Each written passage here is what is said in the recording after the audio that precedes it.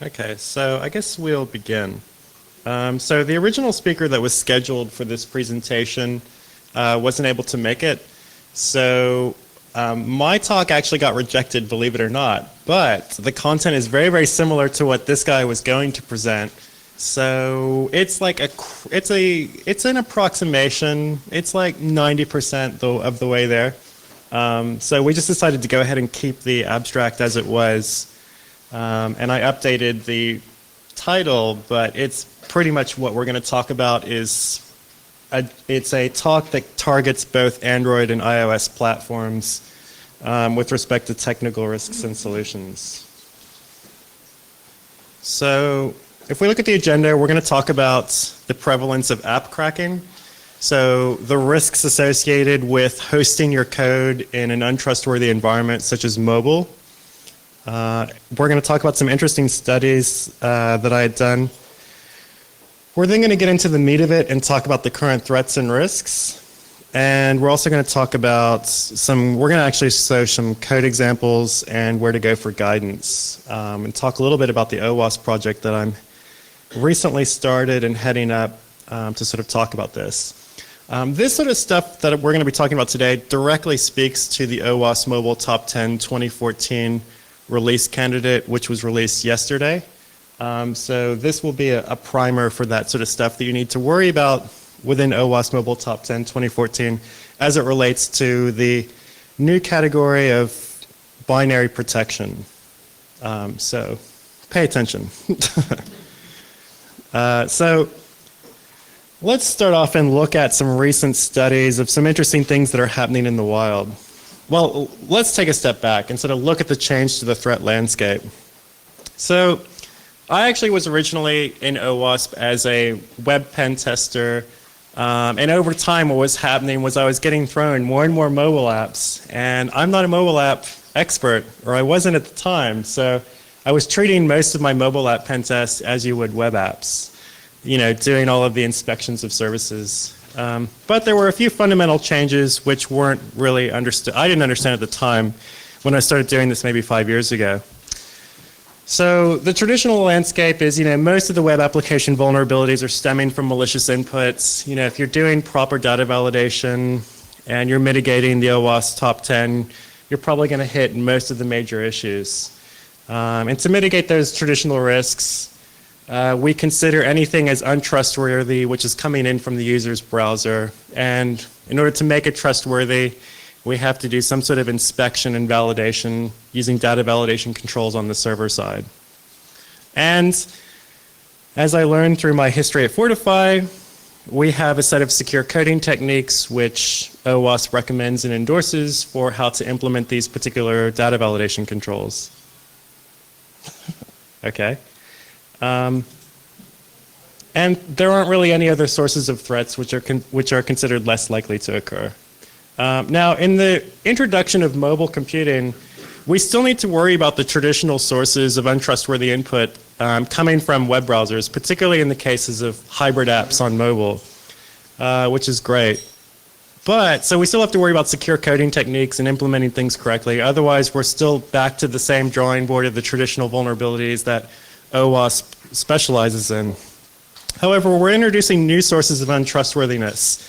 So if you look at mobile applications, packaged software, embedded software, these are all places where you're hosting code in an environment in which you, the organization, have no control over who's going to see that code and what they may physically do with that code. So it introduces a new source of uncertainty. So this gets back into the problem of integrity. So if we look at the problem definition of preserving the integrity of your apps, we have software in these untrustworthy environments. In theory, because you have physical access to that, you can easily reverse engineer the code, modify it, repackage it, send it out into the wild. There's a whole host of different things that you can do. And we at ArcSan had done a bunch of studies as well as looked at independent studies such as the North Carolina study in 2012 done by NCSU to see what people were doing with these applications out in the wilds. So Attackers have direct access to the binary, and they can compromise the integrity of that binary using a whole host of tools that are freely available on the market.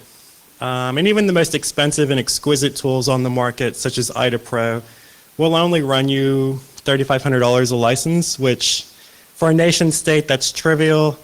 So these tools are easy to get. And the fallout from being able to modify these binaries is pretty drastic.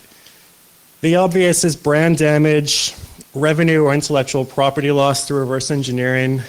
And it sort of prompts the question of, if we look at what the attackers or the crackers are interested in when they're looking at mobile apps, if you actually go out in the wild and analyze them, typically they're doing things like bypassing security controls that you've baked into your application, which is sitting on the client side. And typically, when I talk about security controls in the classic sense, we're worried about licensing. So we want to be able to crack a tool and get, free music, free functionality. We want to be able to bypass digital rights management. So that's one category of risk that results. The other is exposure of sensitive application information, keys, certificates, credentials that might be sitting within the code itself or within configuration files that are getting processed on the client side and passed to the server in some way. That's a huge problem within the geography of China, for instance. We have a lot of people who come to ArcSand specifically about China and hosting sensitive code within these environments in which somebody may have access to sensitive code directly. And just as a side note, in the case of China, they are totally within their rights to take the code off of your server in these data stores. And often what they do is they rip it apart, reverse engineer it, repackage it, and sell it themselves. And the victim is none the wiser as to what's going on. The other more classic attack that you see is tampering with critical business logic. So typically when we talk about that, we're talking about games. With games, you have all these cool add-ons and cool mods. I always think about the hot coffee mod, if anyone's played Grand Theft Auto. That one's particularly salacious and delicious, and it obviously causes a lot of brand damage. So that's another example of what we're talking about when we talk about binary attacks. And also, more disturbingly, we see a rise in insertion of malware and exploits in these applications which get reshipped off to the client. And typically, that malware will be in the form of Zeus. It will typically be spyware, which is intercepting and modifying credentials or traffic on the fly, or just simply intellectual property, or sorry, customer information theft. So as discussed before, proprietary algorithms is another popular avenue of attack. Typically we think about IP theft in the case of firmware. So in firmware spaces, once again, you're hosting code in an appliance or something that somebody may have physical access to. And sure enough, they can reverse engineer and steal that intellectual property.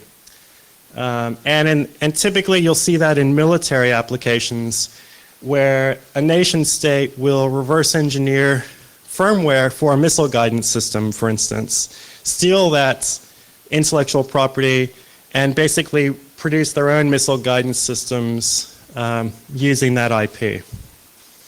And the more obvious of piracy and unauthorized distribution.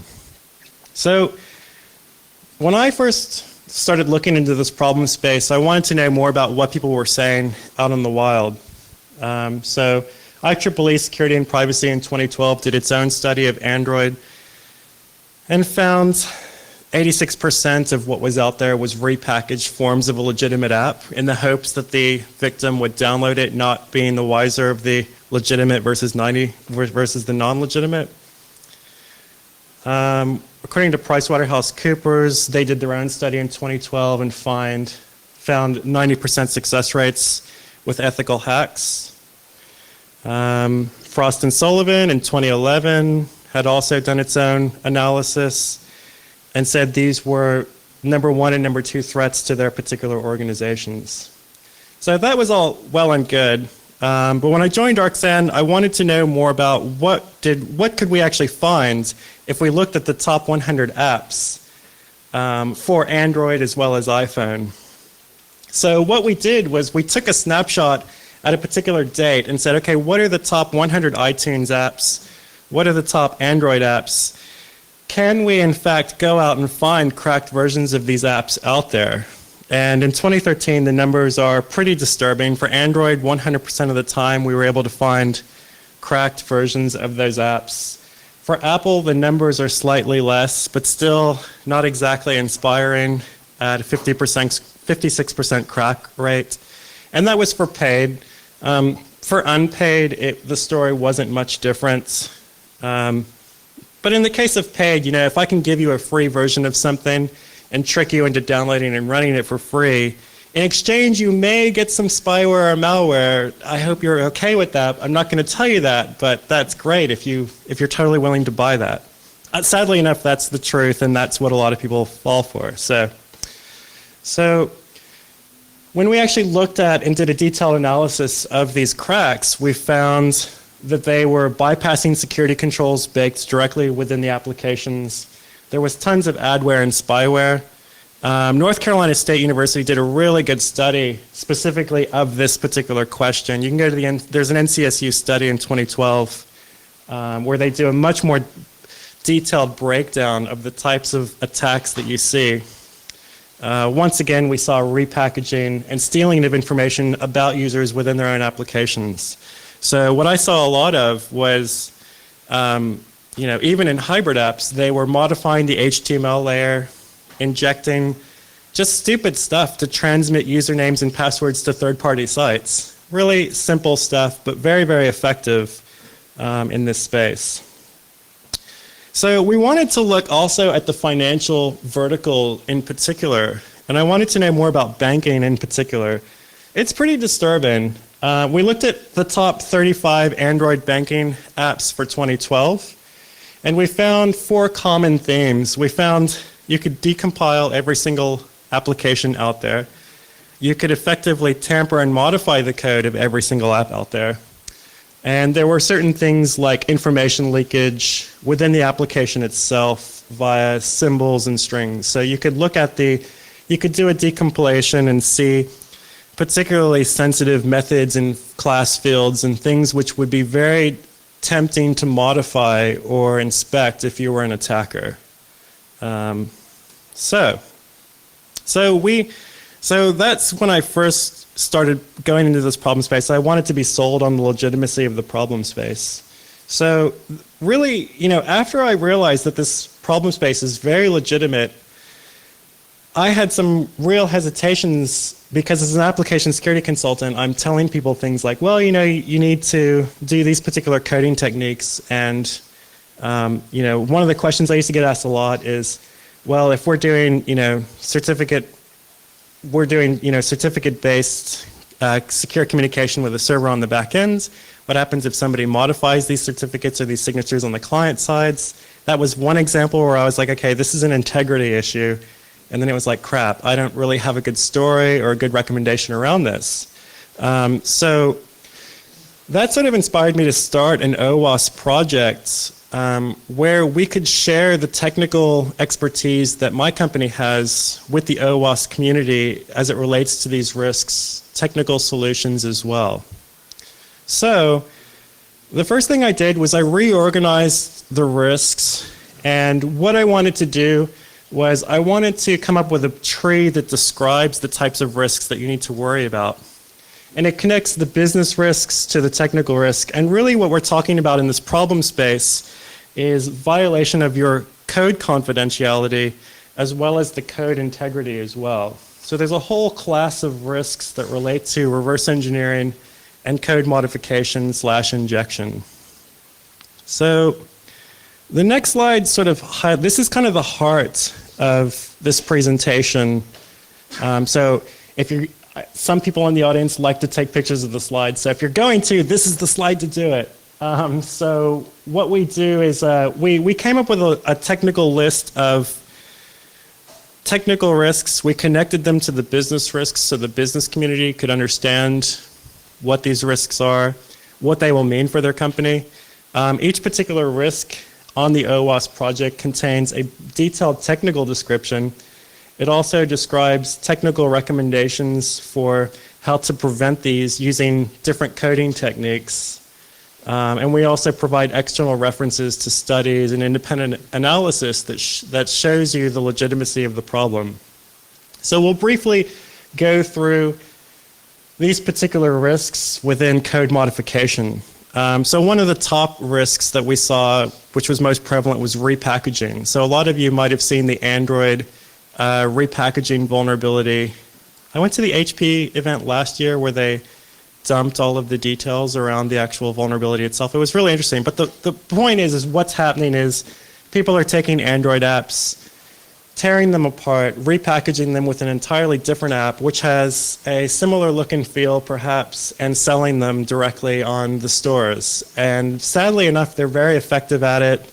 And there's tons of fun studies that you can go out and see where it's very brazen, just total rip-offs of the original app repackaged. Typically, they'll steal the entire intellectual property and reproduce everything from scratch. And what the hell, let's throw in some spyware while we're at it. Yeah, it's pretty frightening. And once again, you can go to the OWASP project and get much more detailed information than we can talk about due to the severely limited amount of time that I've got. I'm just going to briefly fly through the others. Method swizzling is another really big one, which is common across both the Android and iOS environments. In method swizzling, essentially what we're doing is we are intercepting API calls and potentially changing the code which gets executed related to that particular method. One of the common techniques with method swizzling for both Android and iOS is to swizzle a method which is passing credentials or certificates or keys as parameters, stealing those keys or parameters, and passing them off to the third party. Very, very simple, but there's a whole host of other interesting and sort of fascinating things you can do. With method swizzling, if you can hook those API calls and execute your own custom code. We'll get into swizzling with behavioral changes in the next slide. As we mentioned earlier, security control bypass, where if I can modify the binary itself, I can actually change the underlying assembly and have it simply skip over or change what a particular method is doing. So in the case of jailbreak detection or root detection, for instance, if you have a method which is returning true or false for the status of jailbreak or roots, I can modify that to always return true or always return false, thus disabling the security control check fairly early on.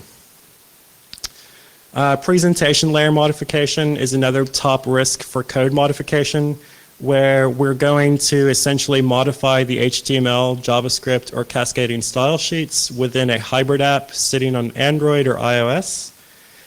Cryptographic key replacement or interception is another huge one, where you think you're decrypting or encrypting something locally on the device. You're using a set of common standard implementations that an attacker will know about, and you're using standard representations or industry standard representations of those keys in memory. So I, as an attacker, am going to inject myself into that memory space, observe those standard representations for keys, intercept and steal your keys that way. And through the theft of the key, typically we'll get access to, we'll violate the data security controls on the client side or even the server side and get all sorts of interesting information that should be protected. So here's an example with swizzling. This particular example is iOS, but it's totally applicable to Android as well, where we see, in this case, we are logging in, we're calling an actual method where we are passing the username and password. And the reality is that if I'm an attacker, I'm going to perform method swizzling on that method and steal your username and password that way, and then return flow of execution back to the normal. So the victim is never going to know that that username and password was transmitted to a third-party site. We're actually, on a slightly related note, I'm actually working, because of my background with Fortify and static analysis, I'm actually looking at some rules around identifying areas where this type of stuff may be prevalent in your source code. So that's That's something which is in the works. Very exciting stuff to help you identify these types of issues that I'm highlighting. Here's another example with automated jailbreak bypass, where this particular, believe it or not, we actually saw this in a banking app where they wanted to know whether they were running in a jailbroken environment. They were doing what 90% of people do out there and simply checking for the existence of cydia.app. In this case, there are several different interesting ways you can attack this. For instance, you could, if you wanted to, simply modify the assembly to always return false.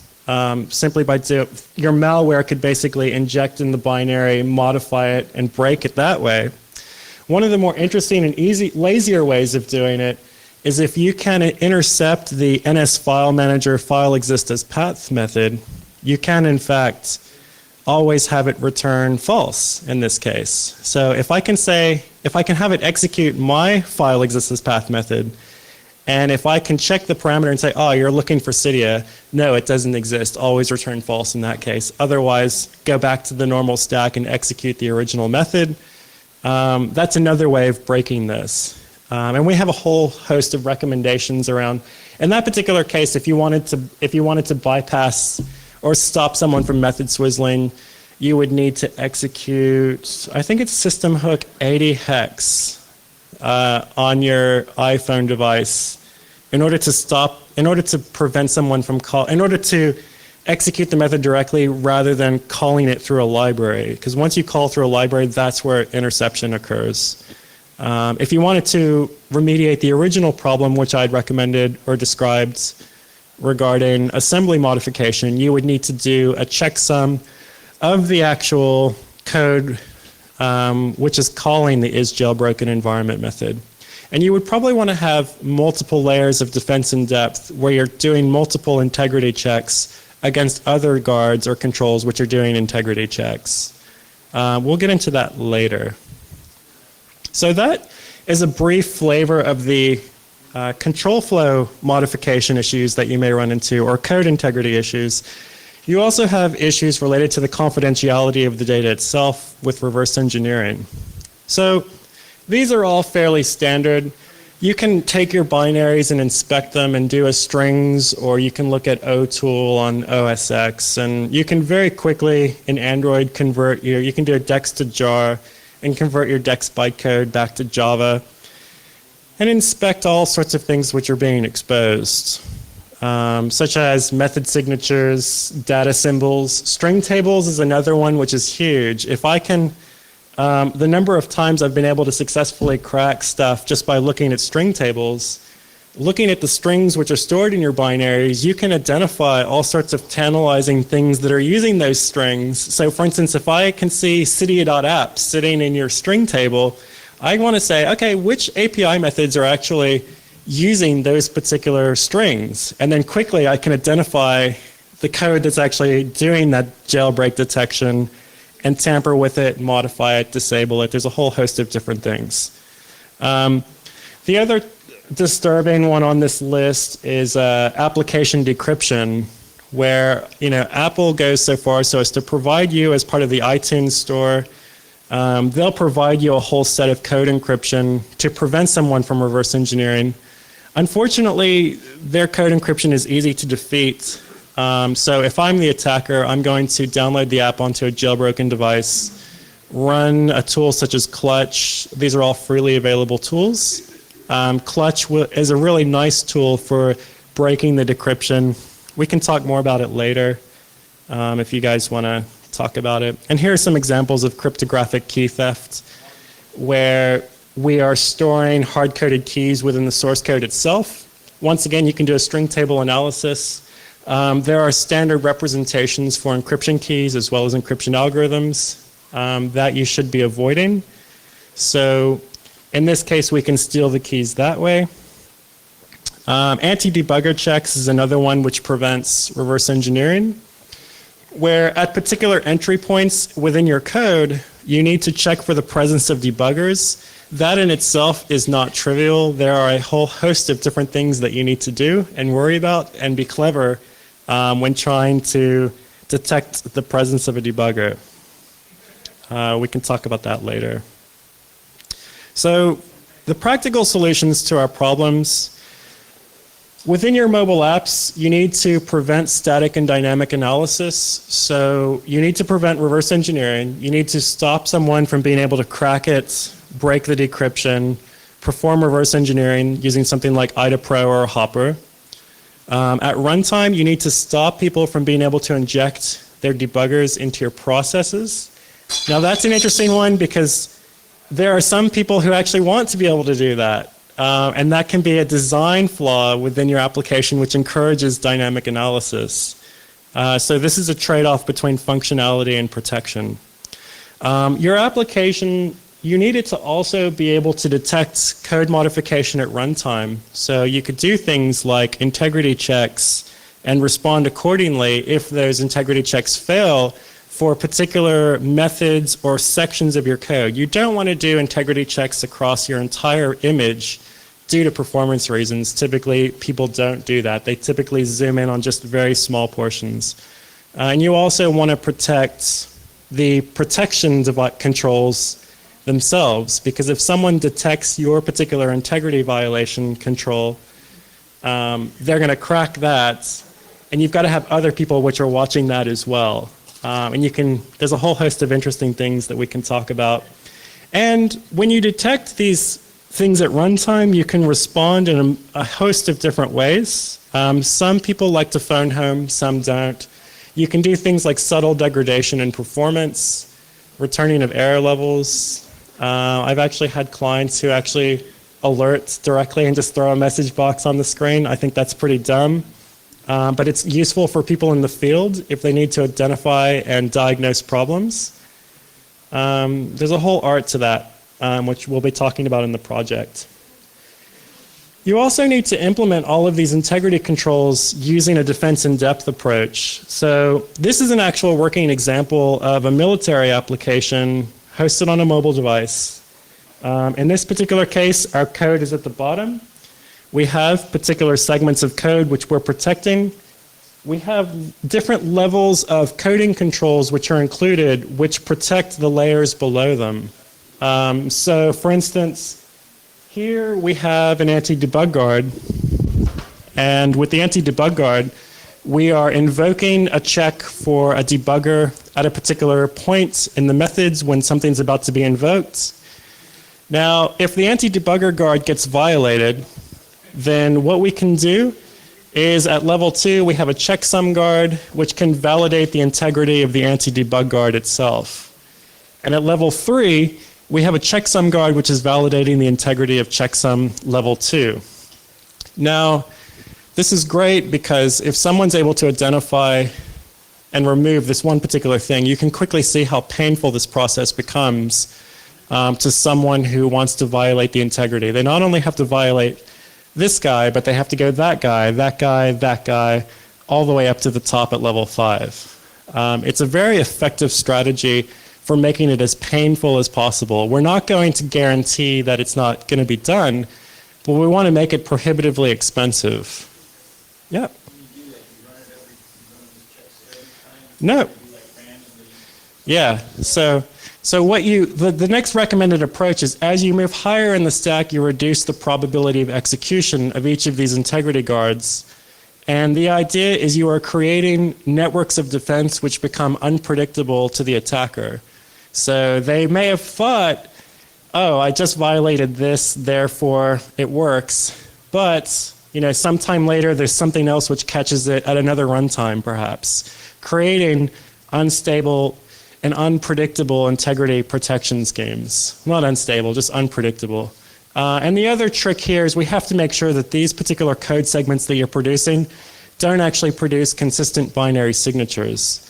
If they do produce consistent binary signatures, an attacker will identify those binary signatures and quickly be able to identify where all of that particular type of guard lives within your code and disable it accordingly. So, we'll go into it later, but basically binary signatures let you identify particular segments of code. So if your code that implements an anti-debug guard is easily identifiable to an attacker, then they can go through the entire image, scan it for these guards, and pluck them out, basically. So I strongly recommend, this is a new project. I started it back in December.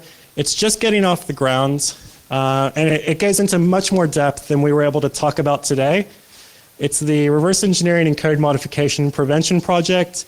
It's directly going to connect to the OWASP Mobile Top 10 2014 under M10, the lack of binary protection control, which is coming up. And within this umbrella project, our specific talk focuses on technical risks.